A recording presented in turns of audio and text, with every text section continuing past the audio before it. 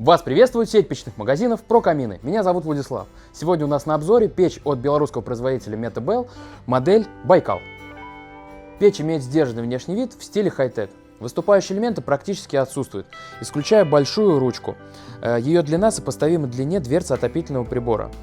Она имеет полую конструкцию и все время гоняет через себя воздух. Чисто теоретически рукоять отопительного прибора не должна сильно нагреваться, но на практике мы всегда рекомендуем использовать печь только в связке с термостойкими крагами или перчатками.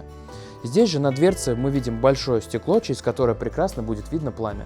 Его диагональ составляет целых 60 см. Давайте немного поговорим о кожухе. На лицевой стороне его толщина составляет 3 мм.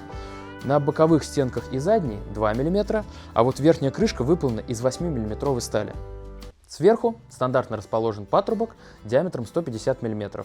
При необходимости и желании печь можно подключить через заднюю стенку. Для этого необходимо открутить заглушку на задней стенке и патрубок сверху и поменять их местами, не забыв установить декоративную заглушку на верхнюю крышку. Здесь же мы видим большие конвекционные отверстия для выхода горячего воздуха.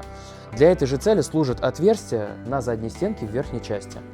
Холодный воздух заходит в нижней части печи и через аналогичное отверстие на задней стенке.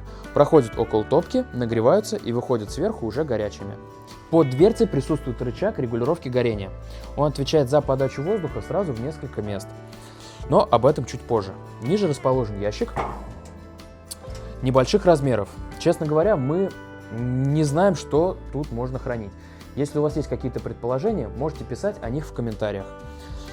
За ящиком скрывается патрубок подачи воздуха извне. Его можно подключить как через нижнюю часть печи, так и через заднюю стенку. Для облегчения монтажа в ящике присутствует специальный вырез, сделанный лазером. Давайте поближе познакомимся с топкой отопительного прибора. Дверца нас встречает механизм автоматического запирания. Он реализован при помощи крючков, пружин, расположенных сверху и снизу, и специальных ответных частей в виде роликов, расположенных на дверце. Здесь же мы можем заметить механизм автоматической фиксации дверцы. Не самым удобным образом реализованный, но об этом мы поговорим в выводах. По периметру дверцы и стекла проложен термостойкий шнур для улучшения герметизации. Стекло крепится на 6 металлических пластин, 3 сверху и 3 снизу. Под топкой расположен небольшой зольный ящик. Здесь же расположен рычаг регулировки горения.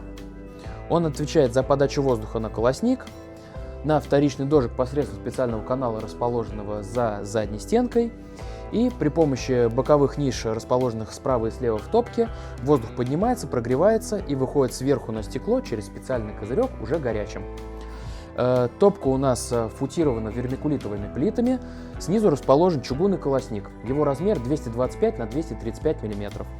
Сверху мы видим пламегаситель, выполненный из вермикулита, выше расположены еще 2 пламегасителя, выполненных из стали. Теперь давайте подводить итоги. Печь Metabel Байкал имеет интересный дизайн, достаточно большое обзорное стекло и эффектный внешний вид. Очень приятно удивил механизм автоматического запирания. За такой бюджет это очень редко встречается. Ну, это просто космос. Необычно смотрится ящик нижний, скажем так, немного инородно. То есть, по нашему мнению, здесь бы было лучше реализовать какую-то панель наподобие, как это было реализовано в Нароче. Но мы с производителем не будем спорить. И из недостатков можно отметить не самый удобный механизм автоматической фиксации. Чтобы снять дверь с фиксации, необходимо немного оттянуть дверцу и потянуть пластину на себя, после чего дверца начнет закрываться. Ну, а так, отопительный прибор за свой бюджет достаточно интересный. Посмотреть цены на него вы можете на нашем сайте.